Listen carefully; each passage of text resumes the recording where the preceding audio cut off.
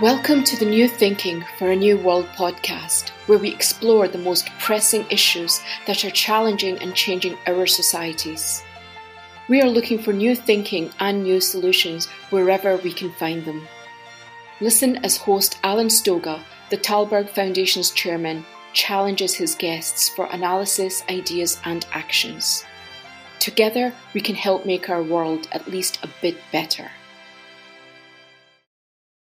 We live in a world where the conflict between autocracy and democracy seems to be intensifying.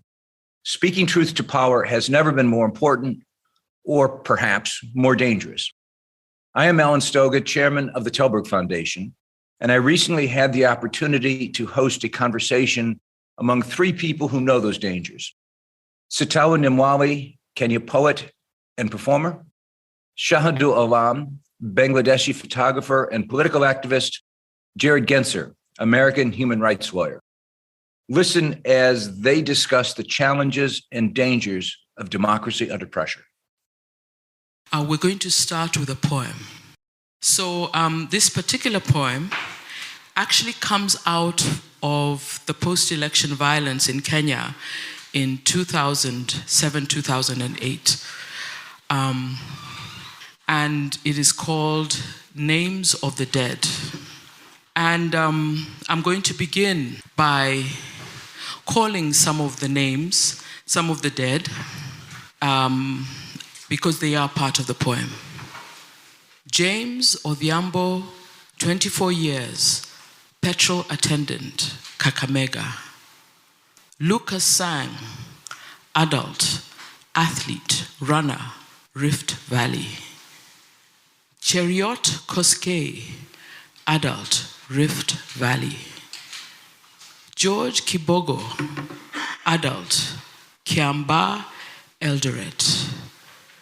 Simon Gadhimba, adult, Kiambaa, Eldoret.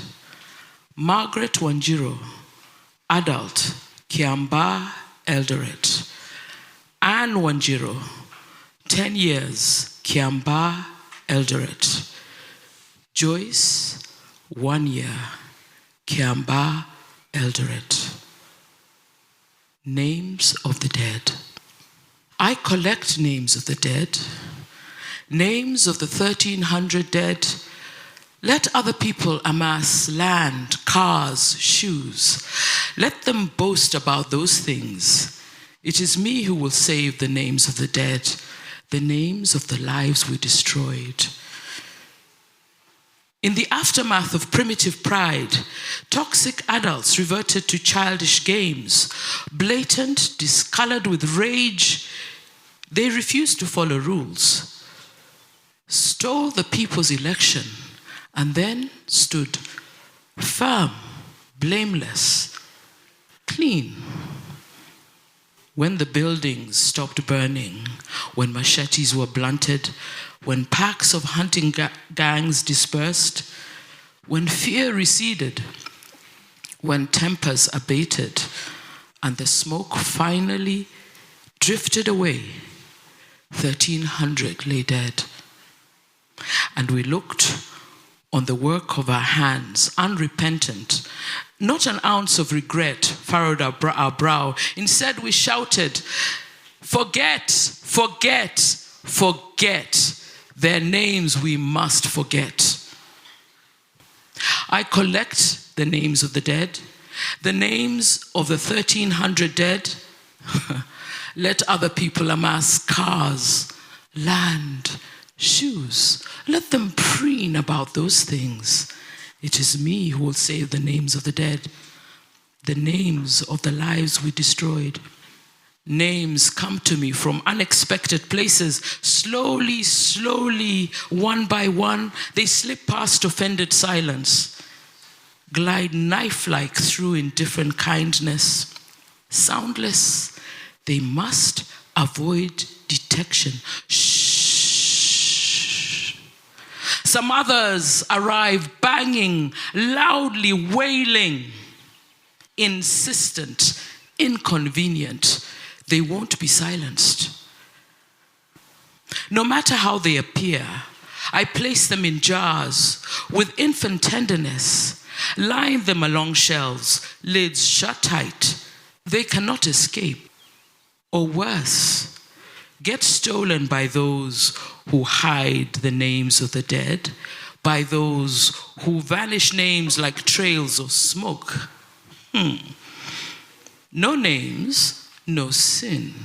No sin, no crime. Say it with me.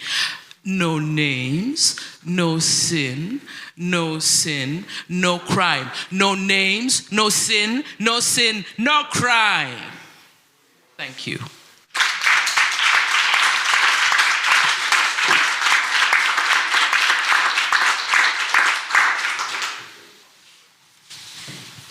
Who cares?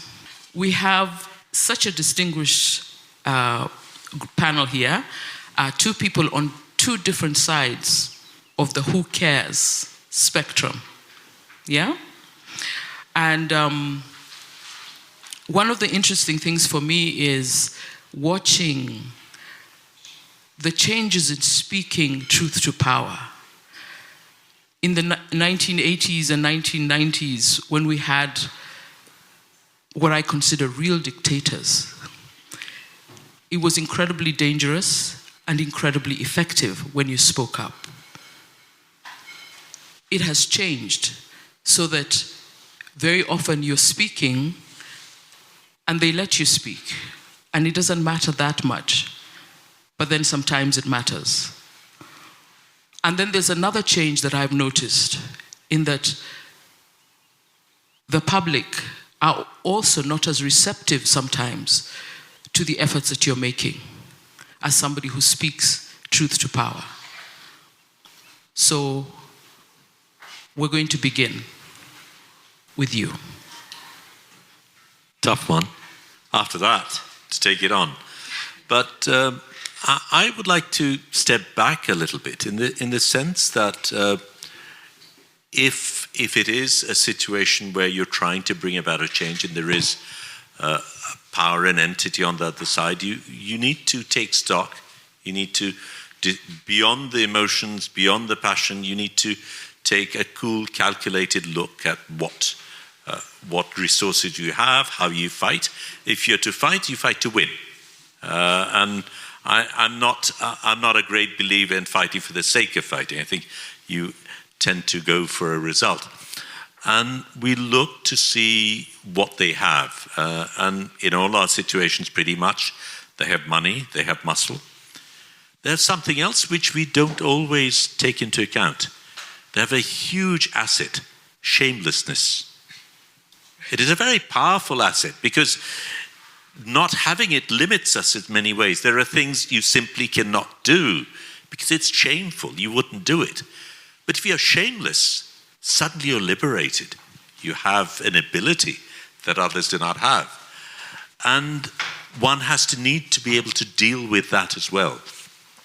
In countering it, I think one of the things we've thought about is we often take on the same tools. You know, they have money and they have muscle, and we try and counter them with not necessarily money, but using the same terrain. And I think that's foolish in the sense that, you know, you're walking into their home territory. I think I would rather drag them to the mud where I am, where it's tougher to go through, where it's much more difficult. Guerrilla warfare, if you like. But we forget tools that we have, strengths that we have. One is integrity. And I think that brings along with it certain things which are very worthwhile. You have trust. There are a large number of people who believe in you. And there is that word that was used many, many times before, empathy. And those are also powerful tools because they can mobilize things. And, you know, we tend to look at a particular regime or a situation. We think the answer is to change regime. I actually think that's a pretty silly argument because, you know, obviously you need to look to see what the alternatives are. And in a situation like mine, I think if the setup is such where there is total impunity, where you can do whatever you do and get away with it, I think Gabriel sitting in that seat would probably do similar things. Because there is nothing stopping you from doing it. There is the benefit, direct benefit of what you can get. And, we were talking about this earlier in terms of, I asked him, what threats do you face? And he says, I've had a loaded gun pointed at me. Well, in my case, I'd left Bangladesh after it became an independent country. We had played a very important role in bringing about its independence. I come back to find it run by an autocratic general, which is not the Bangladesh we had hoped for or dreamed about. And at that time, I had a loaded gun pointed at my head. During the BNP regime, we managed to bring down this general. We got what we thought would be democracy. And this new democratic leader during that time, this is one of 8 knife wounds I got. The later regime tortures me, puts me in jail. It's equal opportunity. They're pretty fair when you come to that, You can't really blame one or the other.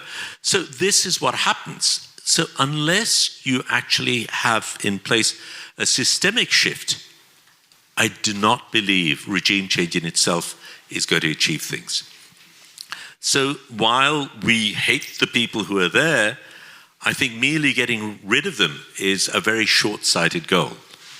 And I think one of the things we need to work at is a process through which they have to get there, if they get there, which has a built-in mechanism for check and balance, which requires accountability, which requires transparency. And unless we have put those things in place, simply replacing the person at the top is a futile exercise, in my opinion. So how do you do that? And that really is what I've been doing. I mean, rather than talk about the arrest and, all the things they do, I'll talk in strategic terms and what we've thought about. And I was talking to Martin earlier on, and he was saying, why don't you enter into politics? Or something to that effect. Well, I am a political animal because I recognize that politics is the biggest game in town. You need to take stock of it. And if you're going to fight, you fight with most powerful weapons. The reason I became a photographer is because I recognized it was the powerful tool that it is. And I recognize how others use this medium to such great effect. So I made a very conscious decision of working on 3 areas of intervention: media, education, and culture. I left out religion, though religion too is a very powerful tool, largely because when it comes to religion, in my assessment, people are not so flexible. I am a Muslim by all definitions because I'm born in a Muslim family, brought up in a Muslim culture. I never chose to be a Muslim. That was never an identity I took on because I recognized it was better or different to any of the others. It's an accident of birth to a large extent. And I suspect that is true for most people. They are who they are, not merely because of religion, but a whole range of things. But very few people consciously shift religion because of logic, because of persuasion. But in the other cases, there is that shift is much more possible. So in order to be strategic, you work on what you can do. And I'm active in these regions, and I've made conscious decisions at another level. As a photographer, I produce work. As a writer, I produce work. But I also recognize that one of the things that these people have done, the autocrats, the despots, is they've actually destroyed institutions. Very deliberately, very clinically. They've destroyed the judiciary, they've destroyed the police, they've destroyed the bureaucracy. And for me, something even worse, they have systematically destroyed the education system. So what I've tried to do is do the reverse, to try and build stable institutions which over time have the resilience to be able to resist structures such as this. Well, if there's fear to a great enough extent, if you stop questioning, if you stop thinking, over a period of time, you lose the capability of questioning. And what we're trying to do is to create a space where people can breathe again, where you can think again. And we've done that through several mechanisms, but our most recent, and I'll end with that, is we've created a series of products, merchandise, very practical things, called Chintar Kurak, which means food for thought. And within that, there is a subset which is called disobedient objects. And what you do is you make a mug or a t-shirt or something like that, within which there is subliminal message. And you might not perhaps have the oomph to stand up and shout against something, but maybe you can sip from a mug that has a slightly provocative statement. And you find ways, and you give people tools through which they can resist, find ways through which they create space for themselves. And that is what we're hoping to do. If you feel that the world lacks global leaders, please help support the Tällberg Foundation programs. Individual donations are being accepted at tällbergfoundation.org/donate. That's TALLBERG foundation.org/donate. Thank you very much, Shahidul. Jared, you have been made a career of defending people who are speaking truth to power and getting themselves into trouble, into good trouble. Tell us about that. Yeah, I like to say that most of my best friends are ex-cons, and often recidivists at that. So I'm about 20 years into my career now, and it has been quite a ride as an international human rights lawyer. My life's mission has been to support people like Shahidul when they get themselves into serious trouble, because it was my experience really from the outset that if you can be careful about the cases that you select and represent people whose detentions are indicative of broader abuses in a country, a political leader, a human rights lawyer, a journalist, a civil society activist, then you can use their case and you can use storytelling, which was just being described earlier, to shine a bright light on what a dictator is doing, and to hold them accountable, and to speak truth to power and to amplify the voices of my own clients. Ordinarily, I'm in the background on cases. When I'm lucky, I have a spouse of a political prisoner who can learn how to be an effective advocate for their loved one, and then I can provide the support to help them figure out what's the right set of legal, political, and public relations actions that you can take over time to dramatically increase the pressure on a government. This is asymmetric warfare at its finest, guerrilla warfare at its finest. You know, dictators come with often unlimited resources and weapons and military, police, and security forces. Right, you're not going to beat them at their own game, and so the reality is that when a person's life is at stake, giving up is not an option. You have to persevere, you have to persist, and you have to win. At the end of the day, it's all about winning, and everything is at stake for my clients and for their families. Because this is the thing that we are focused on solely and exclusively, and dictators have lots of concerns, it's really about elevating the costs dramatically above the benefits to the dictator to force them to capitulate. And to be very, very clear, I've gone up against 20, 25 dictatorships over my career, and despite culture and religion and geography, they all act actually in very similar ways, because we're all human beings at our core and our most based instinct. And by that, what I would say is the common and the most common emotion that dictators feel and impose on others is fear, right? They rule their population by fear, imposing fear of murder, of imprisonment, of torture, in order to maintain their iron grip on power. And this is what they inspire in others, so that people are afraid and are not willing to take risks or chances. And in order to defeat a dictator, you have to inspire fear in them, right? And what are dictators afraid of? Dictators are afraid of hard power. They're not afraid of condemnations or,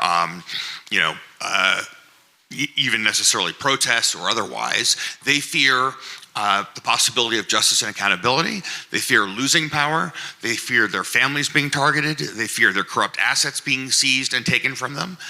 And they also fear Ceausescu being dragged into the streets and murdered by their own people, right? And so this is what you have to raise as a possibility in order to get a high-profile political prisoner out of jail. Interestingly enough, people think as a human rights lawyer that I must just all be name and shame, yelling from the rooftops, etc. But actually, as a lawyer, and as a human rights lawyer in particular, I'm tactically neutral, right? So a lot of my cases, because of their profile, are public, but I've gotten many political prisoners out of jail through private negotiation too. And so in any given moment, you have to say, what should you be doing now that's going to maximize the impact to get the person out of jail? And what I've learned over the course of my career is that, if you take 100 things you could do to help a political prisoner, and if you sequence them in one way, it will be meaningless, and in another way, it will have a big impact. So take 3 things you do on a case. Take a case to the UN to get the United Nations Working Group on Arbitrary Detention to say the person is illegally detained. And placing an op-ed in a newspaper, and doing a press conference with, let's say, because I'm an American, in the United States with a bunch of members of Congress. If you do those 3 things separated out by a few months at a time, the dictatorship will see it, but it will be, a little blip on their radar, right? But if you time it to happen at the same time, you win the case at the UN, you announce it in a Washington Post op-ed, the same day you do a press conference on Capitol Hill, then all of a sudden the dictatorship notices this, and this is becoming a problem. And it turns out that lots of ongoing low-level protests are, has no impact on a dictator because they become immune to even worrying about it. So what you need is a spike of attention and then a lull, and then a bigger spike and then a lull, and building to a crescendo. And that is the art of this. How do we confront the global rise of authoritarianism, and how do we look at the fact that all these dictators are working together, that they're learning from each other, that they're financing each other, and everything else?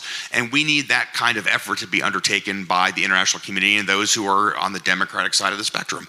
And so this, to us, is kind of one of the biggest challenges going forward in the 21st century, which is, how do we get people to come together and to recognize that we are fighting common foes, and how do we elevate and focus attention on supporting those small d Democrats, again, not imposing democracy on anybody, but supporting small d Democrats in countries to help them build movements that can defeat dictators through democratic means. So let me leave it there. One of the things I wanted to know, Jared, is what dangers do you face, or have you faced with your work, and where have those dangers come from? Thankfully, compared to Shahidul, the dangers have been very mild. So I've been deported from a number of different countries. That's always a pleasure. From Burma, from the Maldives.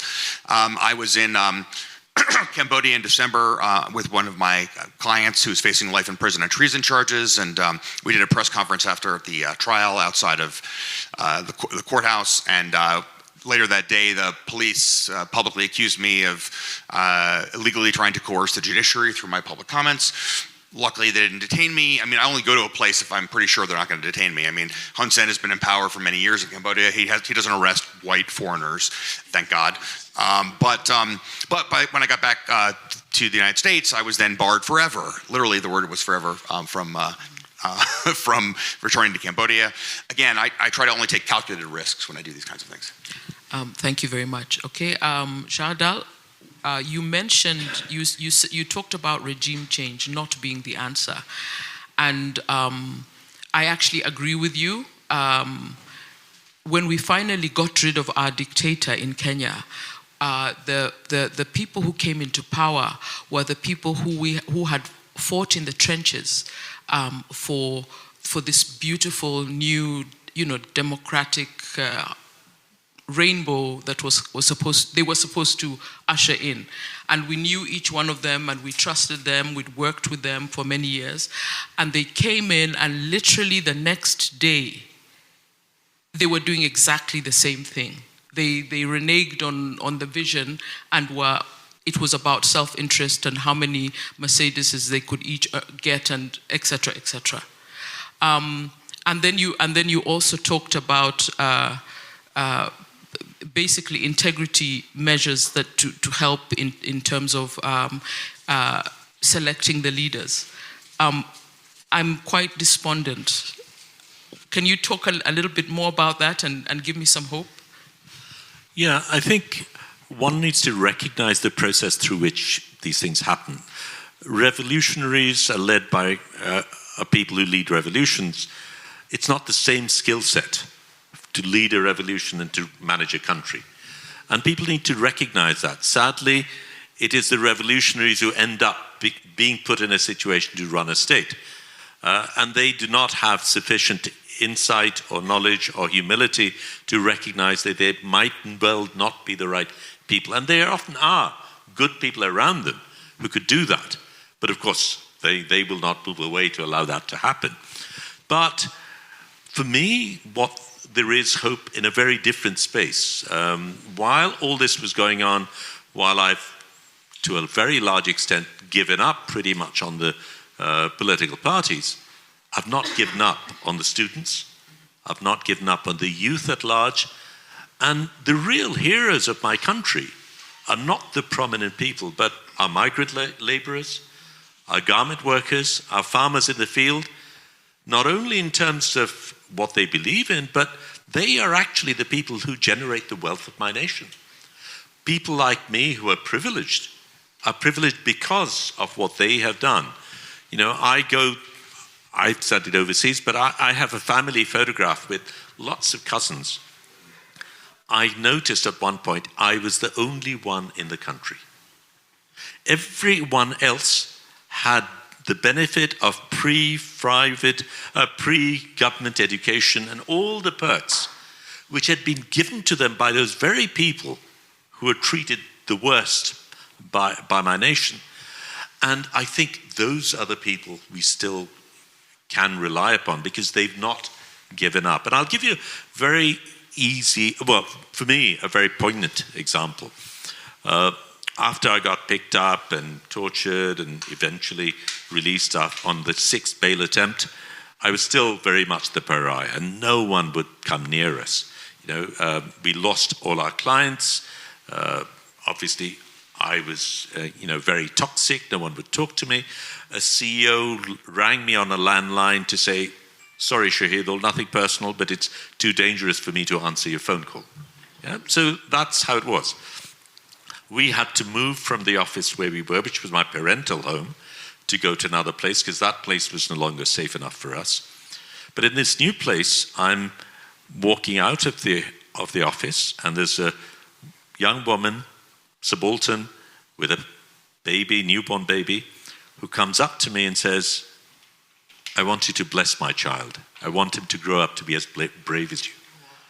And that was so powerful, yeah? I was just going to add to that very briefly because everything, of course, Shahidul is saying resonates with me. But what's interesting to me is how, look, there are a range of dictators from the totalitarian to the semi-authoritarian, and so they have different red lines about how far they're going to go. Will they kill? Do they do extrajudicial killings or not? How far will they torture? And each set of people I work with in these kinds of situations, of course, have ended up as political prisoners. But the dictators respond in different ways depending on their connections to the international community or not, et cetera. But one common element is that they're generally not surrounded by people other than really sycophants, and they have very little perspective on the world and how what they're doing is going to have an impact on them, not just locally but internationally. And so I think the biggest mistake the dictators make is thinking that somehow they can shut up a political prisoner or shut up a person by making them into a political prisoner. And invariably, in really virtually every case I've ever worked on, people start out not especially well known in their country. I mean, there have been a few exceptions in high-profile cases I've worked on, but almost always they start out as low profile. And the detention and their arrest means everybody's going to, within the country, learn about who they are, and they're going to see what happens in these kinds of circumstances, which is most of the time dictators are not smart. They don't charge people with fuzzy crimes like financial crimes or other stuff like that. You charge people with like undermining national unity or treason or just overblown, obviously pretextual crimes. And then there are, of course, in all of these cases, egregious due process abuses, which on the face of it just demonstrate how arbitrary and illegal the detention actually is. And the person's popularity goes vertical, right? And they come out, and there are a lot of people who might be afraid of being around them for good reason. I mean, you hang out with someone like him in Bangladesh, you could find yourself detained. But nonetheless, his renown has been dramatically increased. The power of his voice, ironically, has been amplified, not depressed. And I think the reason why dictators think that by imprisoning a political prisoner that they can shut them up is because they're limited by the power of their own imagination.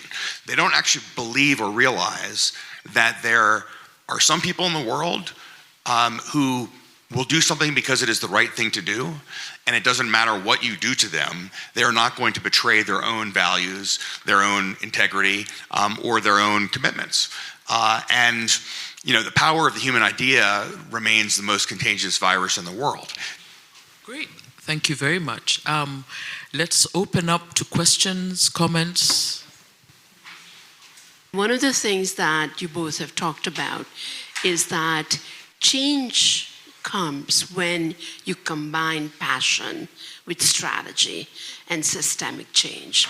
And it seems to me that there are some cases when those two have come together. They don't always seem to last. So I think about Allende in Chile.